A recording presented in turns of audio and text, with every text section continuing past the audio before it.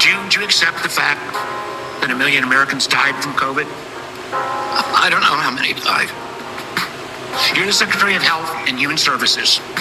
You don't have any idea how many Americans died from COVID? Senators grilled Health Secretary Robert F. Kennedy Jr. That's where we're starting the 7 from the Washington Post. I'm Hannah Jewell. It's Friday, September 5th. Let's get you caught up with today's 7 stories. Yesterday was Kennedy's first appearance before lawmakers since the White House fired the director of the CDC. He got tough questions from both Democrats and Republicans. You just heard Democratic Senator Mark Warner of Virginia at the top of the show. And to clarify, CDC data shows that more than 1.2 million Americans died of COVID-19. Senator Elizabeth Warren of Massachusetts, also a Democrat, questioned Kennedy about how the decision was made to fire CDC Director Susan Menares. Can you tell the head of the CDC that if she refused to sign off on your changes to the childhood vaccine schedule, that she had to resign? No, I told her that she had to resign because I asked her, are you a trustworthy person? And she said no. Just last month, Kennedy had called Menares an expert in public health and said he was, quote, confident that she would do everything she can to restore the integrity of the CDC. But yesterday, he said the CDC shakeups were necessary and that the agency had failed miserably in the coronavirus pandemic and in the fight against chronic diseases. We are the sickest country in the world. That's why we have to fire people at CDC. They did not do their job. This was their job to keep us healthy. Thank you. And I need to fire some of those people to make sure this doesn't happen again. Kennedy has emerged as one of the most polarizing officials in the Trump administration. Democratic lawmakers and medical organizations have called for him to be fired, but the White House praised his performance yesterday.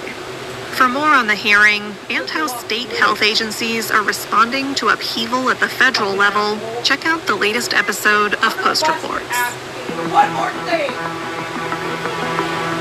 President Trump is expected to change the Defense Department's name today. That's number 2. The administration has been teasing this change for weeks, and today Trump is set to sign an executive order to make it happen. The new name will be the Department of War. The administration says the name more accurately reflects the mission of the agency. But it's not clear if the president can unilaterally rename the department, which was created by Congress in 1789. Over the years, each different version of its name has come about through legislation. And an official name change would come with a hefty price tag. The blue seal of the Department of Defense is on hundreds of installations and government buildings across the globe. Official signage, stationery, and publications may also need to be overhauled. Pick up that one. Are you done with your water bottle? If you're done with your drink, you need to put it Number back. 3. Stephen Miller has emerged as a key enforcer of Trump's takeover of D.C. policing. Where's Blue and Puggy? Miller is the White House Deputy Chief of Staff. He's one of Trump's most trusted aides, and he's a vocal proponent for the president's crackdown on immigration. They're dirty. This morning, the Post published a behind-the-scenes look at Miller's recent actions. White House officials say that Miller is effectively running Trump's effort to take over law enforcement in the nation's capital. He is leading weekly meetings in the Roosevelt Room of the White House with his staff and members of the D.C. mayor's office.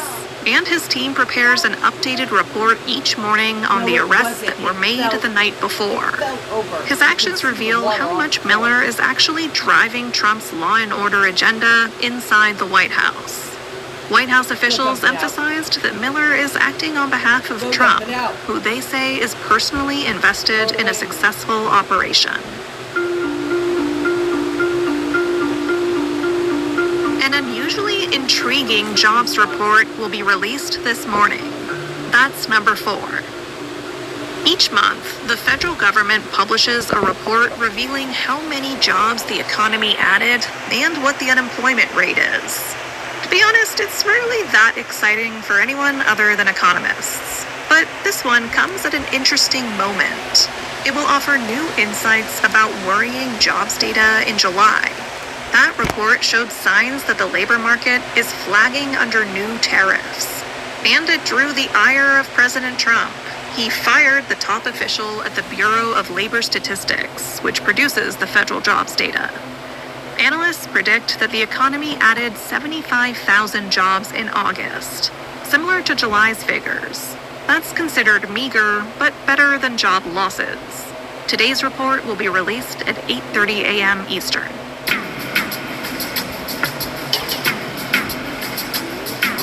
The Justice Department is discussing a ban on transgender people owning firearms.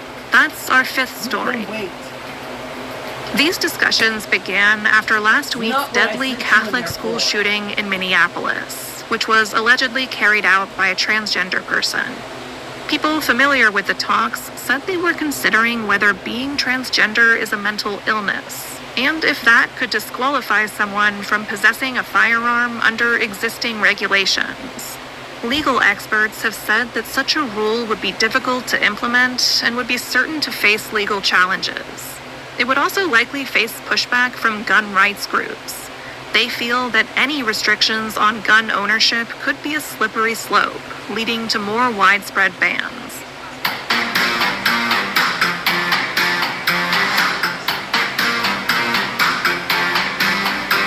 Number 6. Humanoid robots are looking for work. Robots built to resemble humans are long-standing icons of the future, up there with flying cars and colonies on the moon. And now they're becoming more of a reality. Some tech leaders and investors think they will transform the economy as we know it, and they say it's time to put more of them to work. Some humanoid robots already have jobs, in warehouses and auto plants. The idea is that robots with legs, arms, and fingers can literally step into our shoes, navigating the world that we have built for our strange human forms. New advancements have made robots better at balancing and navigating tricky terrain. But can they host a news podcast? Probably.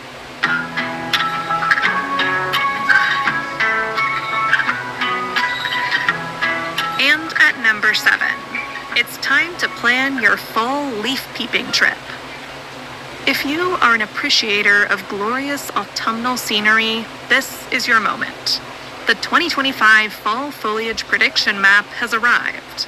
Since 2013, the tourism site for the Smoky Mountain region has released an interactive map to show travelers when peak fall is projected county by county across the U.S. You can find it in our newsletter today. Plus, we have some recommendations for places to visit for autumnal splendor that aren't just Vermont, like the North Shore of Lake Superior in Minnesota. Things get golden there earlier than the rest of the country. Or you could try Sedona, Arizona, where fall colors bring the red rocks and desert alive. Find it all at the link in our show notes.